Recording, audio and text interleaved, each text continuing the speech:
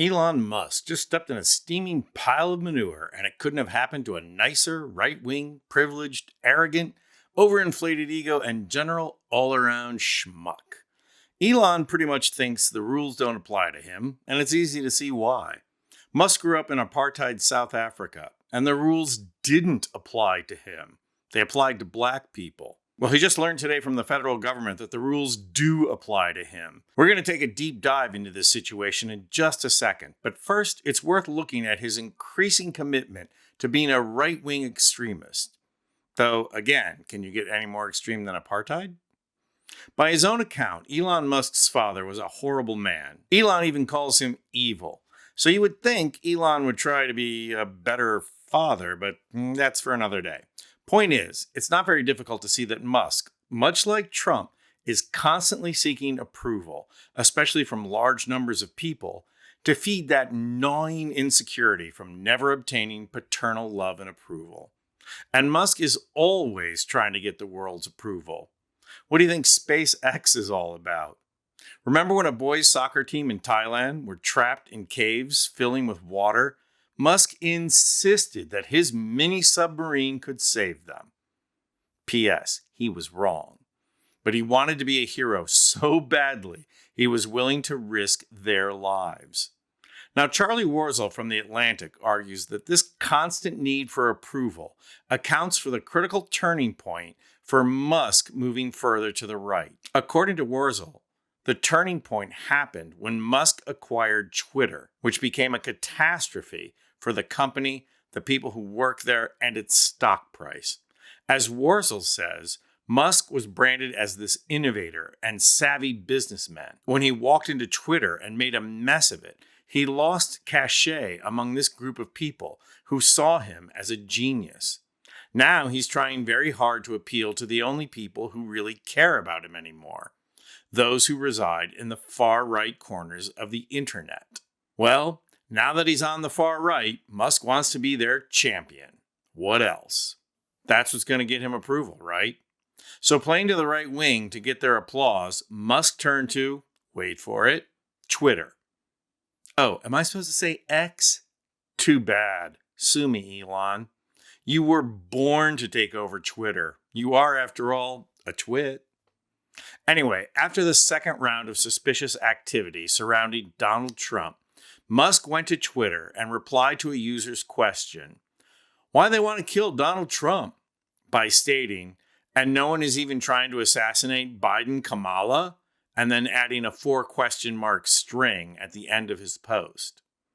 Musk got pushback immediately, and he subsequently took the post down, but now he's getting pushback from the Secret Service. Bloomberg News is reporting today that the Secret Service is looking into Elon Musk's post. Bloomberg filed a Freedom of Information Act request to find out more, but the Secret Service refused to comply, saying it is withholding records due to enforcement proceedings. When Bloomberg pushed further, they were told that records it has about Musk's post were compiled for law enforcement purposes and are being withheld because disclosure could reasonably be expected to interfere with enforcement proceedings.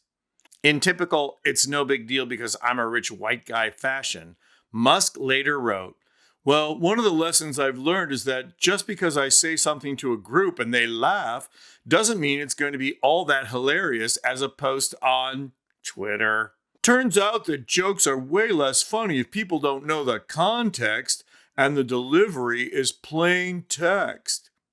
Really? Wow, that is such insightful digital media theory, Elon. It's almost like you own a social media company. But really, this statement gets right to the heart of white privilege. The rich and powerful Musk gets to wield Twitter like a cudgel, selectively erasing things and deleting accounts at will, and using the platform to elevate his own discourse. He even had engineers write code so that more people would read what he said. But then, when he uses that power illicitly and gets blowback, he gets to run into the space of the frat house at the Greek council saying, "Oh, shucks, we didn't mean anything by doing a panty raid. We was just joking."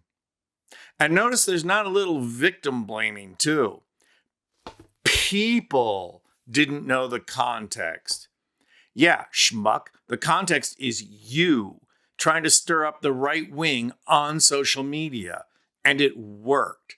Because on Sunday, the Libertarian Party of New Hampshire posted, "Anyone who murders Kamala Harris would be considered an American hero." So congratulations, Twit Boy. You accomplished exactly what you wanted to accomplish, to get the discourse circulating about shooting Kamala Harris.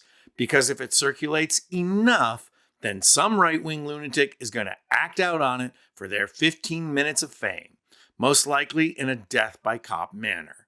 And every single individual poster will be able to say, "It wasn't my tweet that did it. I'm not responsible."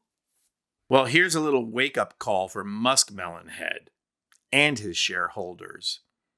You have a ton of government contracts. I can't wait for when Harris is elected and all your federal government contracts are canceled. And you go on your platform and decry how you're being oppressed for your political views.